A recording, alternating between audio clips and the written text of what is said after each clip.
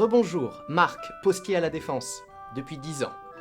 Visiblement, ma première intervention n'a pas été suffisante puisque j'ai encore reçu un paquet de lettres pour, je cite, le Père Noël ou Petit Papa Noël. C'est mignon. Voilà ce que j'en fais. Non, vous inquiétez pas, j'ai l'habitude, je fais ça tout le temps. Voilà. Ah non mais je ne vous en veux pas, hein. C'est de ma faute. J'ai probablement pas été assez clair la première fois, hein. Alors on reprend.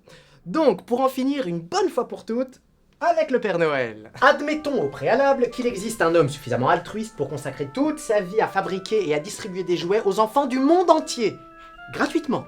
Et qu'il existe des reines sachant voler. Déjà là-dessus les gars, une petite connaissance de la nature humaine et du monde animal aurait dû vous mettre la puce à l'oreille, mais bon, admettons. Sauf que, il y a aujourd'hui dans le monde plus de 2 milliards d'enfants, même si l'on considère que les fêtes de Noël ne concernent que les chrétiens, ce qui est faux. Il nous reste encore 380 millions de destinataires répartis dans 151,2 millions de foyers. Admettons que le Père Noël ait l'intelligence d'utiliser les fuseaux horaires, et donc de parcourir les 510 millions de kilomètres carrés terrestres d'est en ouest. Il aura donc 31 heures pour assurer ses livraisons, ce qui l'oblige à faire 822,6 visites par seconde. Ce qui veut dire que le Père Noël n'a plus qu'un millième de seconde pour se poser sur le toit, descendre du traîneau avec les cadeaux, se glisser dans la cheminée, remplir les chaussettes avec des bonbons, placer les cadeaux sous le sapin, remonter dans la cheminée, puis dans le traîneau, et passer à la maison suivante. Et tout ça sans aucune pause pipi ni pour lui ni pour les reines. Pour réussir cela, il devra donc se déplacer à la vitesse moyenne de 1040 km par seconde, soit 3000 fois la vitesse du son, le tout avec un chargement de 400 000 tonnes. Et tout ça dans un simple traîneau. Alors arrêtez de me faire perdre mon temps et de détruire des forêts entières pour écrire des lettres à quelqu'un qui ne les recevra jamais. Ou plutôt, écrivez-les à l'adresse et au nom de vos parents, car ce sont vos parents qui vous mettent les cadeaux sous le sapin, car le Père Noël n'existe pas.